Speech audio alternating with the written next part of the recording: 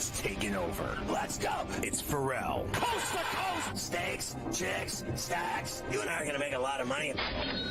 It's Ferrall, coast to coast.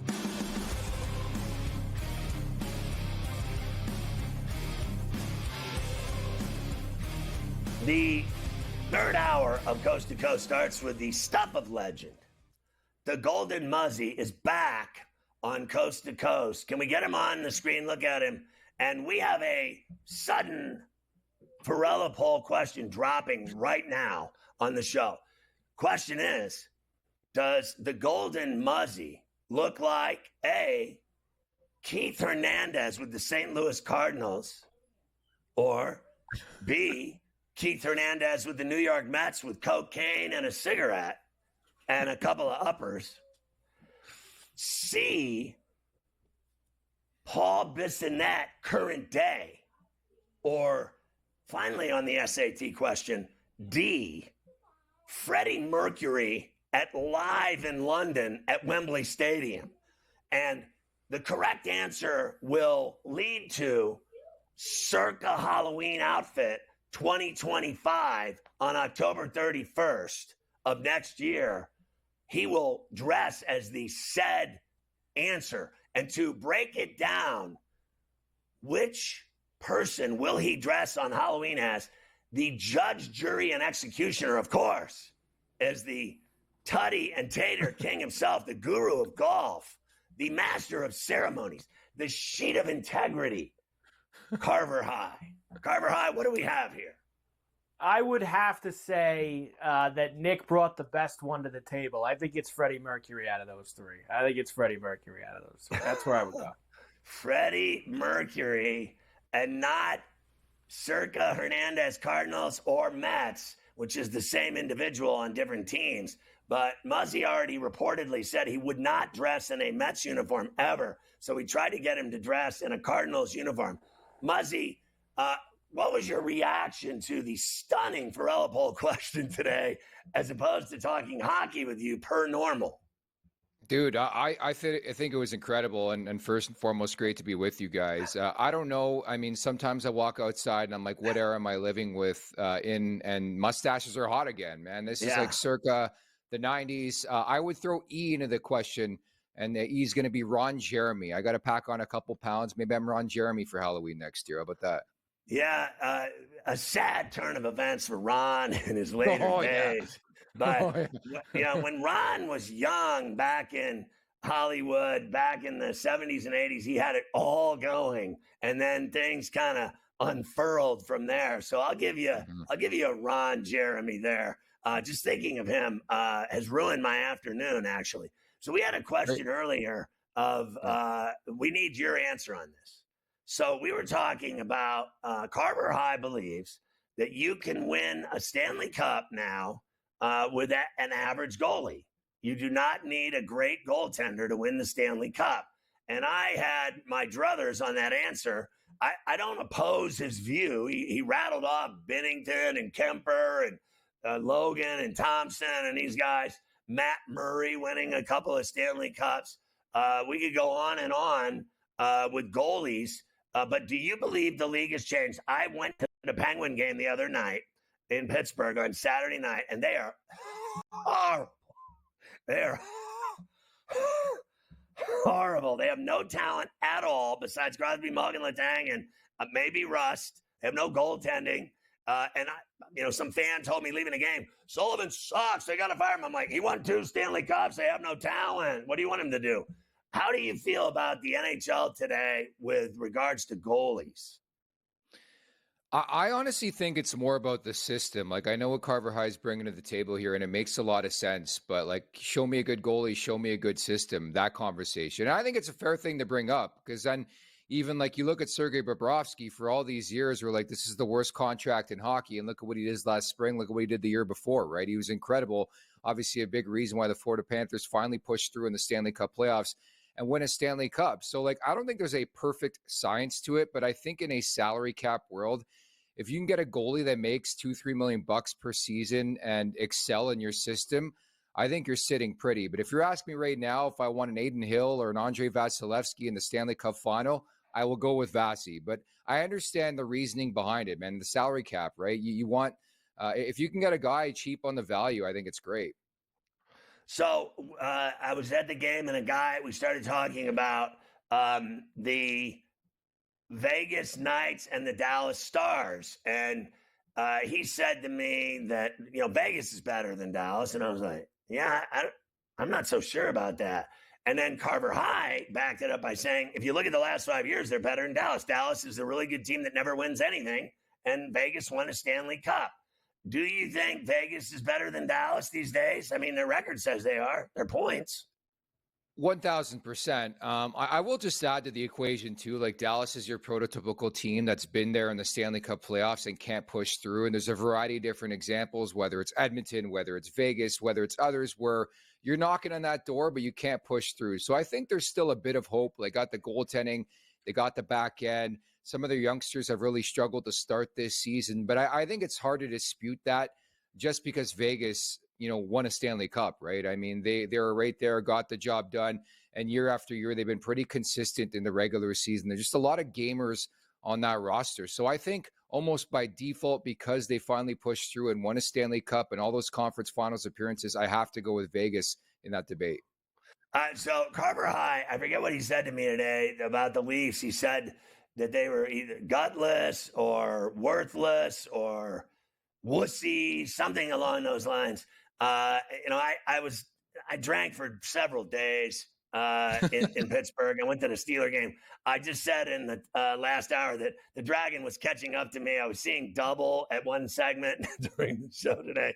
I don't know exactly what he said to me, but you're there in Toronto. It's been so long since they've been able to finish and win something that matters, like the Stanley Cup. Do you think they're spineless? No. I think there's a reason why I grew this mustache to take it back 40 years or whatever it is. I'm always, it's always difficult to answer this question because they can come out and rifle off, 110 point season and lose in 7 games in the first round of the Stanley Cup playoffs. It's just been par for the course. Having said that, it is a process. Craig Berube's system is a lot different than Sheldon Keefe. Defensively speaking, they're way more in tune with what they're doing. Consistency has been an issue early on in the season, but through 19 games, they have 11 wins, 6 losses. 2 have gone to extra time as well. So, I think the body of work suggests this is a much different looking team, but I wish I could answer this question for you better, but I think until playoff time, we just won't know. Having said that, I do like the additions. I think the crease looks really, really good right now with Anthony Stolarz and Joseph Woll. I think they made some really good improvements on the back end, whether it's Oliver Ekman-Larsson coming in, he's looked really good. Chris Tanev is a shot-blocking machine. And then up front, they're being really challenged right now via injury. We found out earlier today, Austin Matthews is in Munich talking to doctors. I mean, it's never a good sign on that front, but some of the guys they've picked up have really, really helped off. But we'll see. We'll see come playoff time if this is a different Leafs team, because that hasn't been the story with the squad in recent memory. They get the job done in the regular season. Playoffs a different story. So he's like hanging out with the doctors that Christian McCaffrey went to see over there and drinking steins of beer. What do you think this does to Ovi's chances, this injury, after as hot as he's been? I'm never counting Alex Ovechkin out. It really is bittersweet because he's been on such a hot tear and now he's week to week. And when they say week to week, it's never just 1 week. I thought it was cool. I thought there was a big time shot he would get there this year. Now, not so much. It's amazing how your opinion can change in 24 short hours. But I can't doubt this guy because he's been doing it for years. And that's the ironic part about this man is the fact that he doesn't miss games. So it tells you if he has to miss games, it's probably pretty serious. So I got 20 seconds. What do you think of what the Jets have done? Amazing. Simply incredible. Scott Arniel has to be the front runner for the Jack Adams right now. And Connor Hellebuck, pound for pound, still the best goalie on the planet right now. We mentioned earlier that the Bruins fired Montgomery today, but nothing is better than spending quality time with Freddie Mercury on Coast to Coast.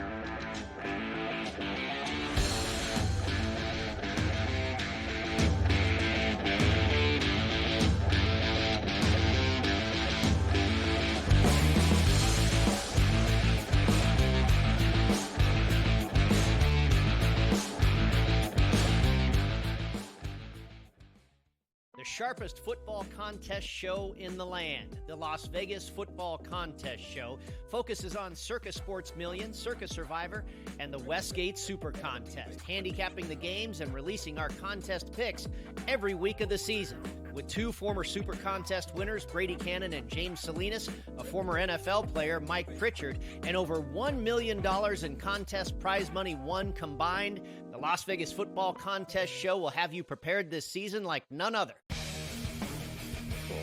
We live in a society right now where everybody's a snowflake, everybody's a cupcake, and everybody thinks that nothing is fair. Everything is like, it's not fair. We should have a better chance. We need more. You know what? I'm old enough to remember when you needed to have a perfect goddamn record to win a college football championship. That's the way it was. 11-1, too bad. Sports Rage tonight, only on SportsGrid. Grandma Bear, who owns the football team, probably comes in, gives a little, oh, man, you're such a good little boy out there. Congratulations, the way you coach this football team. I'm never going to fire you. Totally, I missed you pinching your own cheek. As I was looking down and did not know we were getting. Oh, Donnie, you got such a good show there with that guy named Ben. Like, that's what your grandma would do to you when you go see her on Thanksgiving or Christmas, The Early Line, only on SportsGrid. Together, both Davante Adams and Garrett Wilson had huge nights. Aaron Rodgers loves the 2 big targets, and he says if this is going to happen, going to be very tough on the defense to decide who they want to go after. Adams and this kid Wilson, I won't deny what they can do, but nobody else does jack. Ferrall Coast to Coast, only on SportsGrid.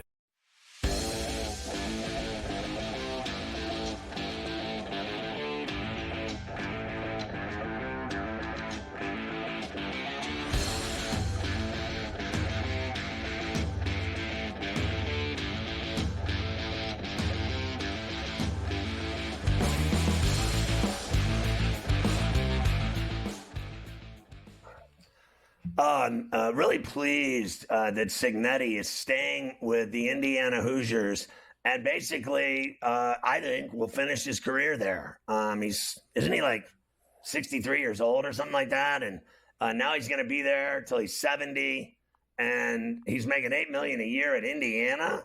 I mean, do they even pay Mike Woodson anywhere near that? I don't think so. I really don't think Mike Woodson makes $8 million. I could be wrong. But, let's face facts. This guy's done a better job than Mike Woodson. As you know, even when you're a basketball school, quote unquote, if your football team ever gets good, football is king in big-time college athletics. So that is part of the reason. And you're right. He is 63, Cignetti. Contract extension will put him through 2032. At $8 million per year. I believe it makes him the 4th or 5th highest coach paid in the Big Ten. Now, we talked about this, what was that, a week or 2 ago, where we were like, what's going to happen if he makes the playoff? And he goes, is somebody going to come and poach him away? And Indiana decided to get ahead of that before it actually happens. Here is Curt Cignetti. Indiana was the only place for him. I'm excited about our future. We've done a lot of good things. We've got a lot of people behind us. And this is where I wanted to be. I played the what-if game with my wife and my agent 4 weeks ago. And it all pointed to where I'm at right now. So I'm glad we have that behind us, and now we can focus on, what we should be focused on this time of year. Winning games and going to the playoff and doing something. It'd be okay if they went and lost. They had an incredible year, but if they win a game and then, let's say, lose or something, and, they go 13-1. I mean, I have twice Miami went 13-1, and they won national championships. Of the 5 times the Canes have won it, they've done that twice. Can you imagine going 13-1 and you don't win it? That's like the stories I've told you about Mafia and I going undefeated in basketball and losing in the title game. It happened 4 times to us. It sucks. But I don't really see Indiana winning the college football championship. I don't. But if they went and won a game or two, honestly, I will be arrested for running naked in Times Square by the NYPD. It will happen. Well, we have a little bit of a ways to go before we can get there, and we don't want to see that happen to you.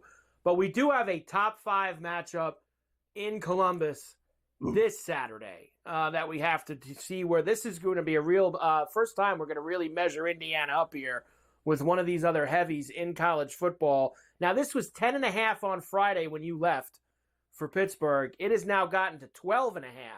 13.5. I got it at today. I saw her 13. Yep, I saw her 13.5 as well, floating around out there. 52.5 is the total. I'm a believer. I don't know if they're going to win this game. We know. Let's be honest. It's a very tough place to play. It's very few people and very few teams in the last 10 years going to the Horseshoe and beat Ohio State. But I think they can hang in that number. I think Indiana can absolutely hang in that number, 12, 13.5, 12.5, wherever you want to get it. I will keel over if I honestly, I'll have a stroke if Indiana beats Ohio State in Columbus. I'll literally, I'll have numbing in the left shoulder area. I'll start, having vertigo, and I think I'll keel over and have a stroke. And I'm not even being facetious. I'll have a stroke if Indiana beats Ohio State in Columbus, because that's never happened, ever. And remember, Indiana was what was it like? They've won 11 times in their history against Michigan. That's it, 11 times. Yeah. They've only played Michigan about 100 times. They beat them 11 times. So beating Ohio State, it's never happened. I don't think I could be wrong, but I don't ever remember them winning in Columbus, ever. I'm sure I'm wrong, and because I never cared about Indiana football the whole time I was there. I went there for 5 years and I never went to one game because I was there for basketball. When I was there, Indiana basketball and Bob Knight were all that mattered at Bloomington, Indiana. Until they fired Knight, it was all about Knight and all about Indiana basketball. And let's face facts, they've never sniffed a title, including 2002 when they lost to Maryland, with Bob Knight's team, by the way. That Mike Davis coached. They have never sniffed the NCAA title or Final Four, in my opinion, because when they went and lost to Maryland, that was Bob Knight's team. They had fired him. They said zero tolerance. Zero tolerance doesn't ever go well for guys like me and Bob Knight. I have been under the guise of zero tolerance before, and I can tell you that it never ends well with guys like me that have a zero tolerance label slapped on them. We're not going to put up with your nonsense anymore, mister. You have got, and listen to me clearly, a zero tolerance mandate now placed on your forehead around here, mister. One more incident from you and you're done. And then the incident would be within a week. Like 3-4 days later, it'd be coming like lightning out of the sky in Florida at 4 o'clock in the afternoon. Bob Knight, zero tolerance. If Bob Knight wasn't going to light someone up again in Bloomington. But Indiana football, if they win in Columbus, do you know if they ever won there? They've never beaten them, period. Ever. Anywhere. Ever. Ohio State is 30-0-1 against Indiana. They tied in 1989 or 1990. They tied them that year, 27 apiece. In Bloomington. But they have, I believe so. I could get that back up. That game was in Bloomington. They tied them 27-27 in October of 1990. They tied never them beaten them. Ever. Never beaten that them. Is, now, the that closest, is crazy. And they're mostly blowouts. The closest game was the Penix game, the COVID year, 42-35. That was the closest game Indiana's played with Ohio State pretty much ever was that game. So that's honestly, especially over the last 20 years. So honestly, gotta hang with them though. Gotta hang with them. Gotta hang. I'm running naked in Hell's Kitchen if the Hoosiers beat the Buckeyes.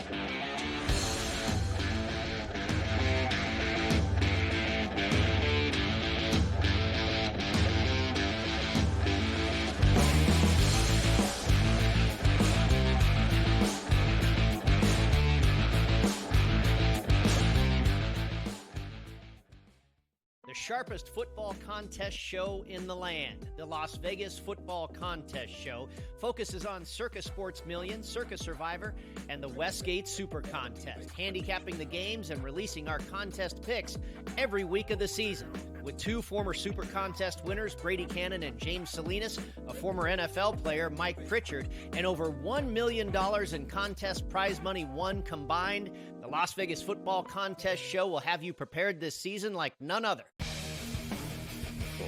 We live in a society right now where everybody's a snowflake, everybody's a cupcake, and everybody thinks that nothing is fair.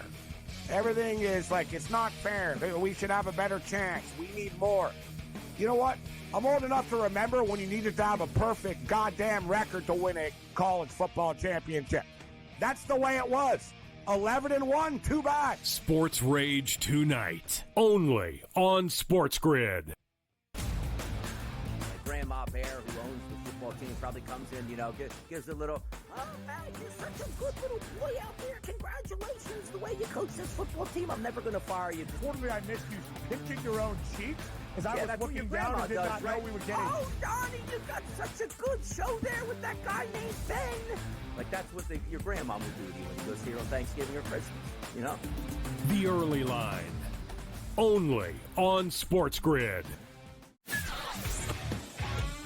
Together, both Davante Adams and Garrett Wilson had huge nights. Aaron Rodgers loves the two big targets, and he says if this is going to happen, going to be very tough on the defense to decide who they want to go after. Adams and this kid Wilson, I won't deny what they can do, but nobody else does jack. Ferrall Coast to Coast, only on SportsGrid.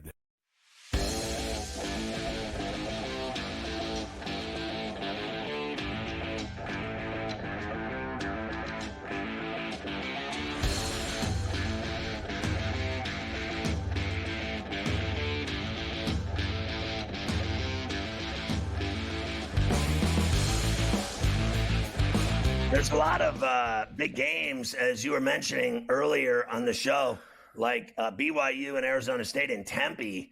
And Arizona State's 8-2. They've had a hell of a season, and no one ever talks about them except us. Except us is right. Let me give you some of these other ones. We already did Indiana, Ohio State. Miami will look to get to 10-1, and with Wake Forest coming to Hard Rock. Now, this is a heavy number, 24.5. Wake Forest stinks.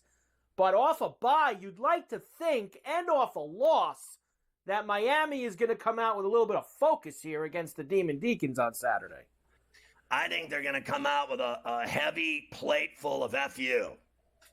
Yeah, that I agree. They should come out with a heavy plate of that. And 24.5, why not? Because here's the one thing Miami can't do now. Miami's just got to win the next 2 weeks. They got to win, and they'll play in the ACC title game. They don't have to mess around. They open the door for Clemson. That's not going to be good. You don't want to do that. Ole Miss, of course, they're very much back in the mix. We'll see where the committee puts them tonight. Obviously, we'll still be in the top 12, but they go to Florida. Florida beat LSU last week. 10.5 for the Rebs on the road at the Swamp with a 55.5. Do you believe that that Brian Kelly's going to get fired in Baton Rouge? No, because I'm hearing that he might even actually want it to happen because he wants to get out of there with his head on his neck and shoulders because it's only going to get worse for him in Death Valley. I mean, the fans and the media are already turning on him. Like you knew they would. It's real simple. If you don't win every game at LSU, they want you fired and thrown to alligators. Well, look, let's say he wins his last 2 games and he goes 8-4. I mean, in a very tough SEC, you're right. It's not good enough. Even though the SEC is super tough this year and there's going to be 4 teams in the playoff, etc. Did he ever do that at Notre Dame? Satisfied. Did he ever go 8-4 at Notre Dame? I mean, there was a couple early years that he did, but by the time he left, he had the machine where they were winning 10 games every year at minimum. They were winning 10 games in South Bend. We've had this talk. He could have had that job for life. He would have been the head coach at Notre Dame. He's screwed. And now he goes 8-4 again next year. I don't think they're firing him. I think if he has another year like this next year, they're not going to have it because they didn't bring him there to go 8-4 every year. As much as that, they're not going to take 8-4. They won't accept it. Yes. I got a question for you. So you and I have talked about this a number of times. I think it's very interesting. When he was at South Bend, he had it, like you said, he had the machine churning. And he had, I think, the greatest, frankly, job in college football. If you win at Notre Dame and you have the glory of old Notre Dame behind you and the South Bend faithful behind you at Notre Dame Stadium, and you play for national championships at Notre Dame, people will say whatever they want, but it's real simple. I actually believe there's more Notre Dame fans than Alabama fans. I think in the real world, Notre Dame has more fans than anyone. I really do. And if they win, there's nothing like being the coach at Notre Dame. This guy actually thought he had climbed the mountaintop at Notre Dame and that he was going to go climb the mountaintop in the SEC and take on Nick Saban.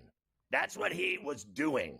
I don't think he ever thought Nick Saban was going to retire like he did. And now he's taking on DeBoer and Lane Kiffin. He bit off more than he could chew. He had it all in South Bend. And when he went down there, all he's had is, agita.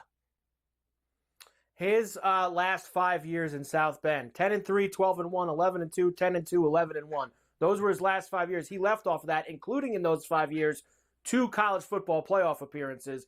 And that was when they were only letting 4 teams in. How many of those years with 10 and 11 wins would he have got in with 12? Probably all 5. Knowing how Notre Dame gets bumped. How many probably times wouldn't have made the every year. In Baton Rouge? None. So this is his 3rd year now. He's gotten 10 wins the last 2 years, but that includes the bowl game win. But those are not big bowls. They won the Citrus Bowl and the ReliaQuest Bowl to get him to 10 wins the last couple of years. So they're not going to take 10 wins in the Citrus Bowl. Was that you just said. The Citrus Bowl sucks too. They're not exactly. They're not going to take 10 wins with a Citrus Bowl win. That's not what they hired him for. He needs to make the college football playoff every year to make them happy. Notre Dame, and you know who's laughing all the way to the bank is Freeman. Freeman's laughing. He's going to be there this year.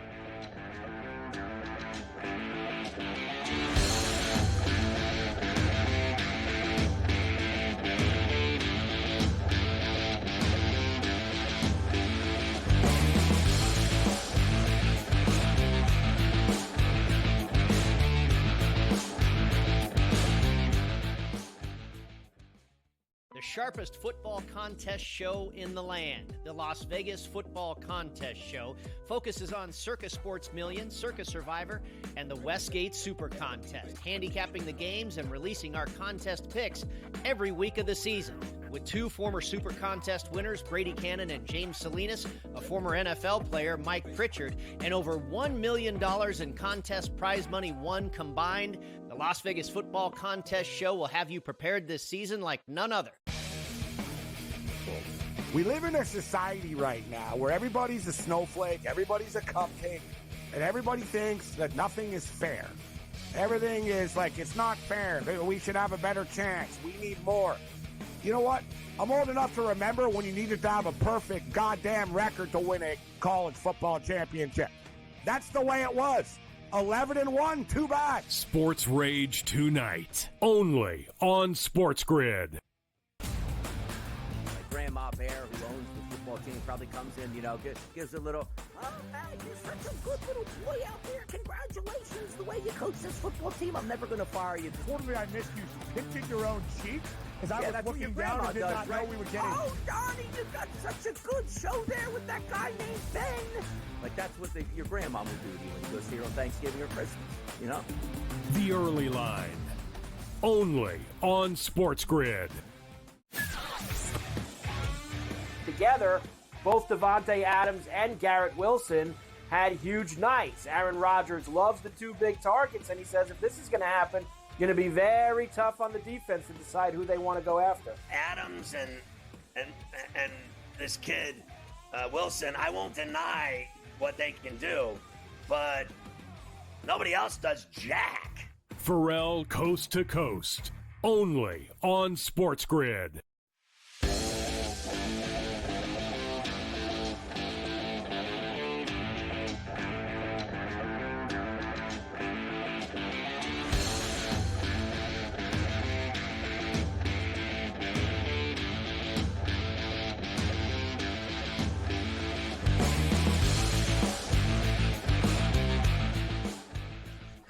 Turning the corner on a terrible towel Tuesday, and down the stretch they come.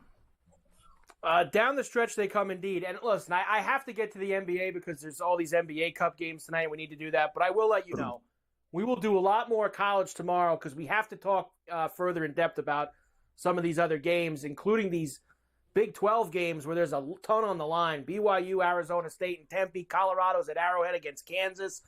We will do all of that. I even just saw there's scenarios here where Baylor could still make, like, it's crazy that Big 12, who can make that title game, depending on some things that can happen this week. But one thing's for certain. If BYU and Colorado both win out, Scotty, those will be the two teams. They got to win their last two games, and they would make the Big 12 championship game if they can get there. But it's going to get crazy. And Notre Dame's playing Army Saturday night at Yankee Stadium. Is where that game is. So Notre Dame, they need to win out. Pain is certain when it comes to that one. A few things from the NBA. And like we said, NBA Cup tonight.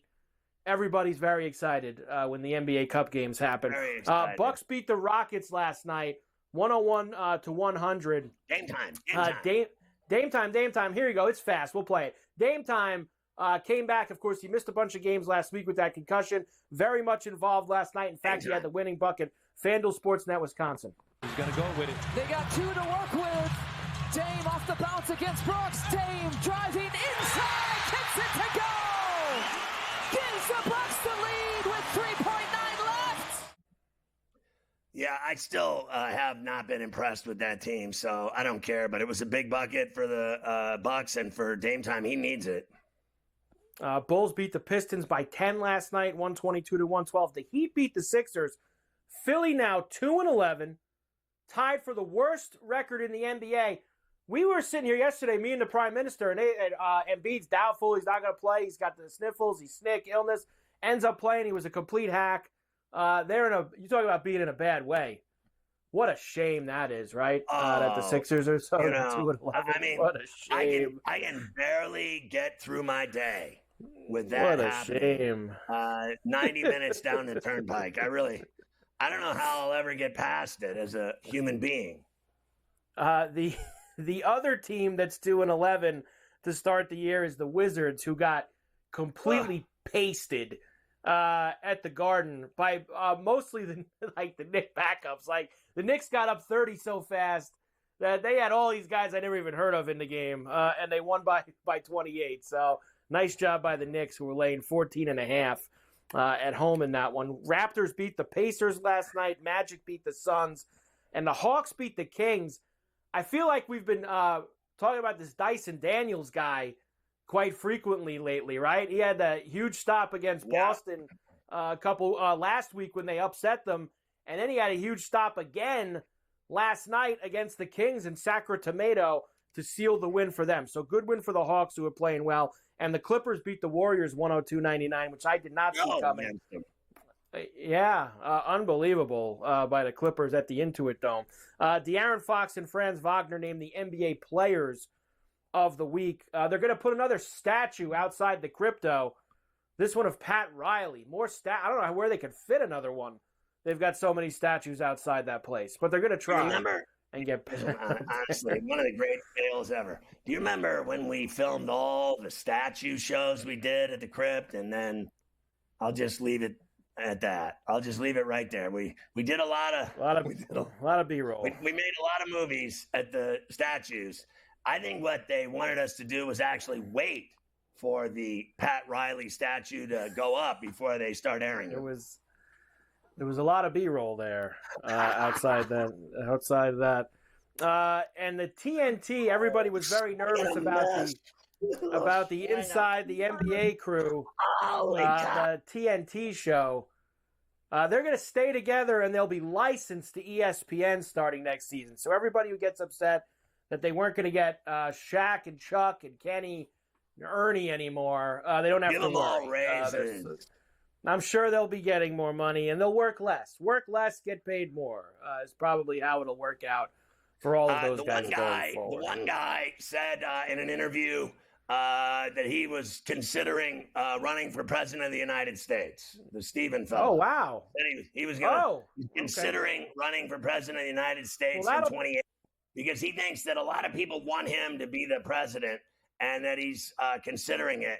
And that is the greatest thing I've ever heard in my life in terms of, raw comedy that I've actually been able to wrap my arms around. That guy is such a narcissist that someone in his pack of wolves that follows him around with the camera crew and the makeup chick and the PR guy convinced him that he should run for president of the United States. What is next? He's going to have Oprah on the ticket? I mean, honestly, he's mad because Pat makes all the money. What are they both going to do when they give Ernie, Shaq, Chuck, and the Jet more money than both of them? What are they going to do?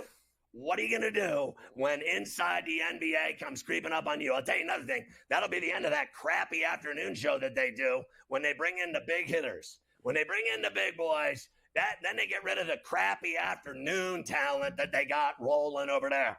Ferrall dropping mics left. They're going to keep all that going. That's staying. It was in the press release. They got to keep. That's the women's show. We have NBA Cup games tonight. NBA Cup on a Tuesday, of course. That fat ass perk. A heavy hitter matchup to start things off. How about this? Cleveland, who, as we know, is 15-0 on the season. They are in the same group as Boston. They will be getting together tonight in Boston. Remember, the Celtics have lost a couple games at home already this year. They are 6.5-point favorites over the 15-0 Cavs. 235.5 the total tonight. So that, in this way, you have to have both. You have to take the tally because you have both. That's what I'm doing tonight. Take the 4 in the Cavs because I got both. 6.5 now. You can get 6.5. Listen to me, man. 6.5. I both. That's a nice way of saying onions without getting in trouble around here. Mafia, the Maylocks. That is a nice way. Get the Maylocks for it. We'll see if the Cavs can get to 16-0 tonight in Boston. Charlotte is in Brooklyn against the Nets tonight. Brooklyn minus 2.5, 221.5 the total. I like the Nets, and I like the fact that I get to watch LaMelo dish tonight and deal. And fill it up. I like watching that guy play basketball. I don't care what anyone thinks of him or that he's sloppy or anything else. That guy is an absolute showman. He is an absolute showman. He's been a lot of fun. Now, there's a few absolute showmen who will not be playing in this Denver-Memphis game tonight on Beale Street. Joker out. Of course, Edey out now for Memphis. Morant's been out. He's still out. So you got a lot of guys out of the mix. Memphis now a 5.5-point favorite at home, 233.5 the total. Yeah, no Joker means no mas. I'll take the Grizzlies to get it done on Beale Street. The Pelicans have been no mas pretty much all year. They're 4-10, and their injury list, as we know, is rather extensive. They are in Dallas tonight, where the Mavericks are 12.5-point favorites. 221.5 the total. The only reason to bet on the Pelicans would be Brandon Ingram. I still don't think it's enough points. I think Dallas wins and covers. It is a very heavy number. I know Luka was a game-time decision, but I don't think it would even matter, even if he wasn't the whiny crybaby B. Whiny crybaby B. We'll come back. I have two more night games in the NBA Cup, and then we'll do some other things before we get out of here. Carver High getting involved.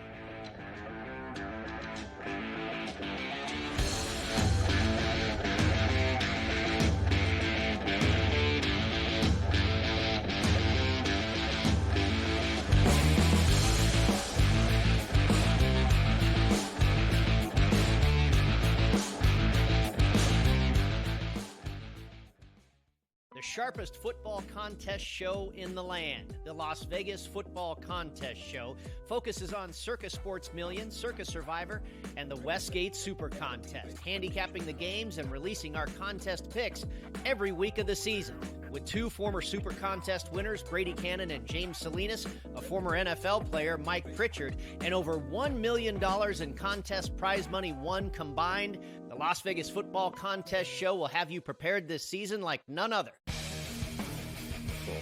We live in a society right now where everybody's a snowflake, everybody's a cupcake, and everybody thinks that nothing is fair.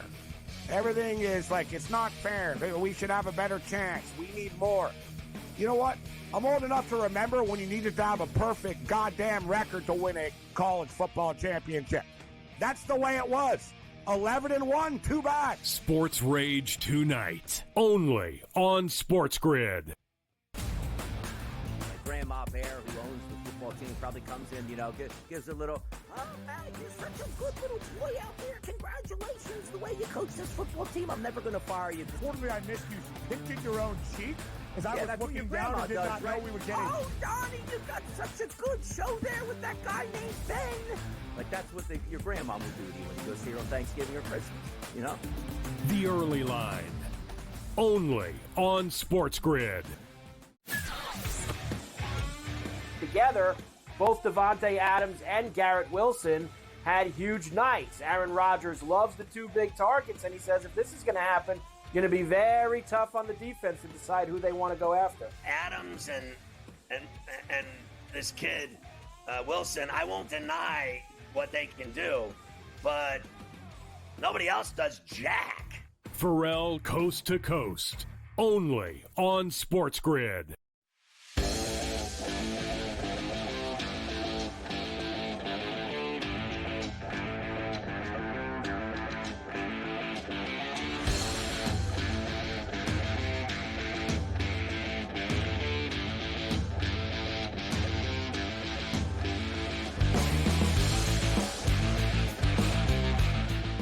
Carver High, I did see my friend Delusional go down on an escalator today at the airport. His bag got caught, and it pulled him backwards, and he went down with it. Down goes Frazier. And I saw my friend. I heard him screaming. I was ahead of him on the escalator, styling, and I looked back. He was bouncing down the escalator all the way to the bottom, and his phone was popping like it was in a popcorn popper on the escalator. Because it didn't know what to do. The phone just kept bouncing, and the bag was on top of him, and he was screaming for help. And I thought very quickly, I need to get this on film. I did not think of helping him at all at any point, because I was going up, he was going down. There was nothing I could do. What am I? Like a cop in a movie sliding down the escalator, like, those guys like Will Smith and Martin Lawrence. I'm just jumping down an escalator. I don't do any of that. I get up the escalator safely and get off. I don't have time to help people.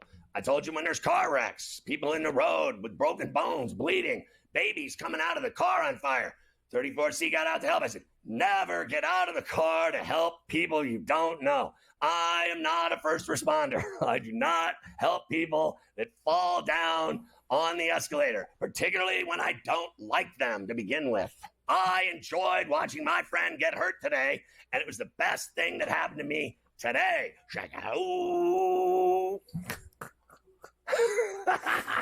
Never played, no horseplay on escalators ever.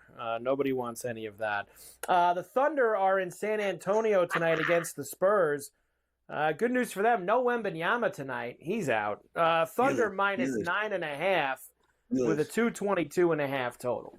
I mean, that's in the books already as a Shea Gilgeous. That's a win. That's a win. It's a win. I'm sure TNT loves that he's not playing too, considering they put that Spurs NBA Cup game on only because of Wembanyama. And finally, the Jazz are in Los Angeles at the Crypto against the Lakers. 10.5 for the Lakers tonight. 234.5, a big total. We saw them beat Dallas.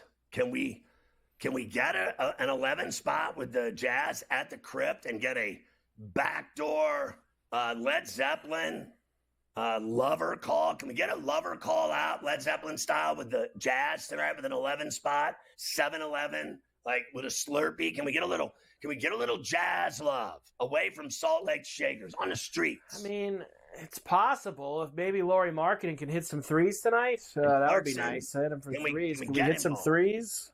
Score some points? Maybe. Anything's possible. There you go. NBA Cup this evening. Everybody's very excited. We've probably hit the quota on most of the hockey today. The red light's going to go off if we do any more hockey. We mentioned Ovi week to week. Columbus beat the Bruins, and that got Jim Montgomery chopped. By the way, some huge dogs won last night. Huge dogs in the NHL. The Sharks were big dogs at home. Cam picked them yesterday here on Coast to Coast, and they won at home against the Red Wings. The Ducks, I mean, the Stars were like -4 Bills at home to the Ducks, and they lost. Ducks beat them 4-2. And I know the Prime Minister had the Habs. I think he had them with a goal and a half, but they won the game outright 3-0 against Edmonton. So some big dogs lost around the hockey. Isles defenseman Mike Riley needs a heart procedure. He's going to be out months. Now, you talk about being lucky. This guy, Scotty, got a concussion, and I guess they were doing tests on him, obviously, and they found the issue with his heart with all the tests that he had going on with it, and that's where they got the red flag and probably saved him. That has a heart procedure like I had. The anniversary of my open heart surgery was Sunday, and we celebrated it by drinking for 18 hours straight. That was that's quite the way to celebrate it. Only 365 days later, and you were in attendance on Saturday when Crosby scored his 599th career goal in the National Hockey League. He is back in action tonight.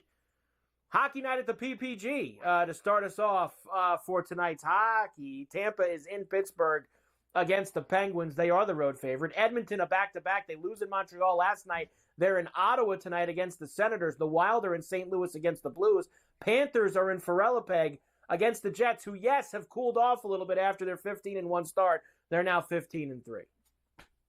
Heaven forbid. I'm on Ottawa again. They've been paying off for me, and Edmonton looked terrible yesterday at the Bell Center. The Lightning will beat the Penguins as sure as I'm sitting here. I like the Wild in St. Louis. They've been terrific this season as well. And the Jets in Ferrellipeg tonight against the Stanley Cup champs. Against them, indeed. And finally, we got a couple late-night games for you as well. The Ducks, this one isn't as late night, are in Chicago. So the Ducks win in Dallas last night. They're in Chicago tonight against the Blackhawks. And very rare, both of the New York teams are on the Western Canadian road trip at the same time. The Islanders are in Calgary against the Flames. The Rangers are in Vancouver against the Canucks. I'm going to go Ducks back-to-back. They're going to win again on this road trip because they got confidence. And I'm going to take the Islanders to win and the Rangers to lose to the Canucks. Ooh, how about that? That is one way to go. I'll take that tonight.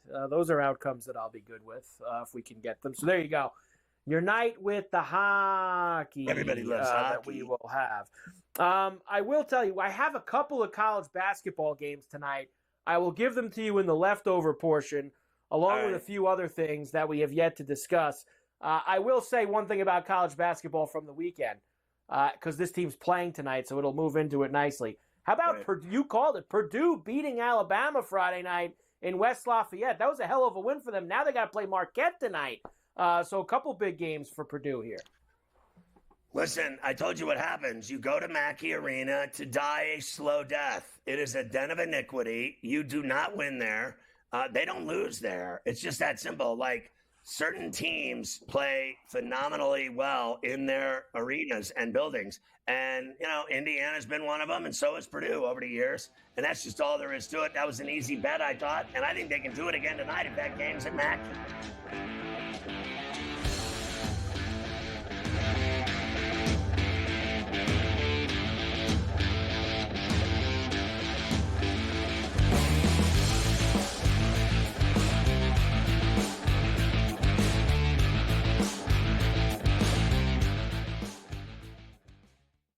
sharpest football contest show in the land. The Las Vegas Football Contest Show focuses on Circa Sports Million, Circa Survivor, and the Westgate Super Contest, handicapping the games and releasing our contest picks every week of the season. With two former Super Contest winners, Brady Cannon and James Salinas, a former NFL player, Mike Pritchard, and over $1 million in contest prize money won combined, the Las Vegas Football Contest Show will have you prepared this season like none other. We live in a society right now where everybody's a snowflake, everybody's a cupcake, and everybody thinks that nothing is fair. Everything is like, it's not fair. We should have a better chance. We need more. You know what? I'm old enough to remember when you needed to have a perfect goddamn record to win a college football championship. That's the way it was. 11-1, too bad. Sports Rage tonight, only on SportsGrid. Grandma Bear, who owns the football team, probably comes in, gives a little, oh, man, you're such a good little boy out there. Congratulations, the way you coach this football team. I'm never going to fire you. Totally, I missed you pinching your own cheek. As I was looking down and did not know we were getting. Oh, Donnie, you got such a good show there with that guy named Ben. Like, that's what your grandma would do to you when you go see her on Thanksgiving or Christmas, The Early Line, only on SportsGrid. Together, both Davante Adams and Garrett Wilson had huge nights. Aaron Rodgers loves the two big targets, and he says if this is going to happen, going to be very tough on the defense to decide who they want to go after. Adams and this kid Wilson, I won't deny what they can do, but nobody else does jack. Ferrall coast to coast, only on SportsGrid.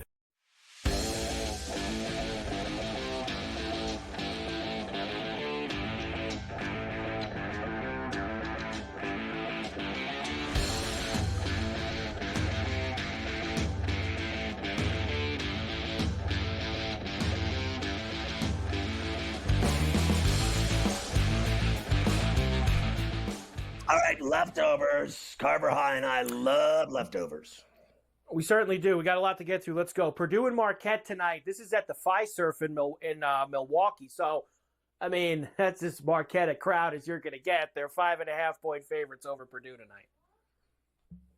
Yeah, I think it's a Marquette crowd, and I think it's a Marquette game, but I think Purdue can cover the 5.5. I don't mind it. Purdue with the points tonight, basically on the road there in Milwaukee. All right, here's a couple of other ranked teams that are playing tonight. UConn, who's been obviously smashing teams, but that's because they've played nobody. Texas A&M, Commerce, East Texas A&M, who knows who they're playing. They're laying 38 for it. Kentucky and Lipscomb tonight. Cincinnati and Northern Kentucky. Florida and Florida A&M.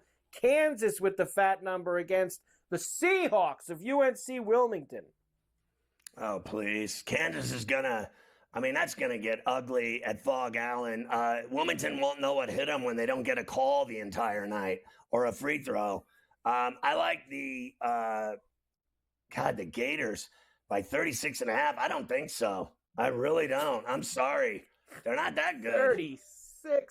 Yeah, I mean, come on. Honestly. I'll take Cincinnati. That's dangerous, though, with that number where it is, if you ask me. I like Kentucky and UConn, Texas A&M Commerce. Is that where you go shopping? I don't even know what that is. I don't know what we have there. We already were very triumphant earlier about Paul Skeens winning the NL Rookie of the Year, which he did last night. Louis Heel won the AL Rookie of the Year. Very close vote over Colton Cowser. Tonight they will announce the AL and NL Managers of the Year, and nobody cared. It's amazing. Why stretch this out over an entire week? Juan Soto meets with the Dodgers today, and every story says that he's had great meetings with everyone so far. Have you ever heard a story where it was leaked that a player had a bad meeting? Where a free agent had a bad meeting with a team? Yeah, the Cashman allegedly, and I don't believe it for 1 minute, said, we'll still be the Yankees if you leave. I don't believe that's what he said to him. I don't believe that. There's no chance he said that. I don't believe that. No chance. But there's reports that he did say it, and that just shows you how pathetic the internet is and really everybody's got an opinion about everything. I mean, you could put that out there because would you believe it? I mean, he's so smug, and they're all so smug up there that I could see him actually saying that. And finally, some housekeeping numbers from that farce on Friday night with Tyson and Jake Paul. 60 million households around the world watched it. I don't know how. They had that little wheel spinning the entire time as we were trying to watch it. And there was an $18.1 million gate at Jerry's World, the largest non-Vegas boxing record. There it is, the largest crowd, largest gate.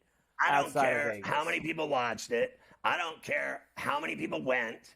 I bet on Paul, and I still didn't watch because it was a highlight sporting event, just like the UFC is every Saturday night of the year. I don't need to pay for their bullshack when all I need to see is highlights in less than 1 minute to get all I need from sham fights in boxing with this guy, Paul. They're all shams. And then the UFC, I don't deny it's worth billions. I don't deny it's huge. I don't deny any of that. But I also know I don't give a rat's ass about it, and I don't need to watch it ever. I really don't. I watch highlights. That's all I need to see. And they have too many cards. They got a card every week of the year. And I mean, it is like, it's like having your ex-wife live next door to you. Like, I mean, just every effing day you got to listen to it. I'm not having it. You don't have to have it. Just don't watch. You don't have to watch. It's okay. All right. I get emotional, Carver. I need you to get this tequila story in before you get out of here. I can't believe someone tried to clip the tequila from these guys. 2 trucks carrying $1 million worth of tequila from Guy Fieri and Sammy Hagar's label vanish in an apparent heist. They have now stolen from the great Guy Fieri and Sammy Hagar, the Red Rocker. Unbelievable. I mean, don't go near Cabo Wabo. There's got to be thieves hanging around there. Something bad happened to the tequila. It can't happen. We need to find the tequila. GTD is next. Go to FerrallOnTheBench.com for everything else. Enjoy the crappy college football games tonight. I'll watch the NBA Cup. We'll see you tomorrow at 3 on Coast to Coast.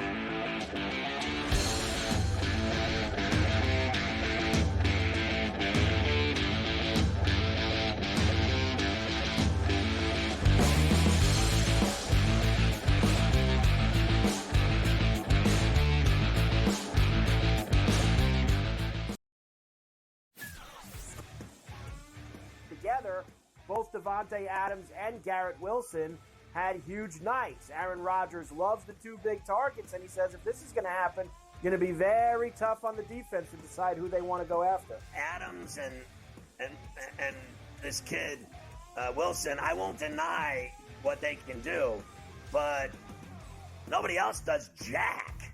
Ferrall Coast to Coast, only on SportsGrid. Are they definitely done with Daniel Jones from this point? And any shot that Dable is off the sidelines, meaning he gets fired before next season? They have a general manager in Joe Shane. Every big move has to get approval by ownership.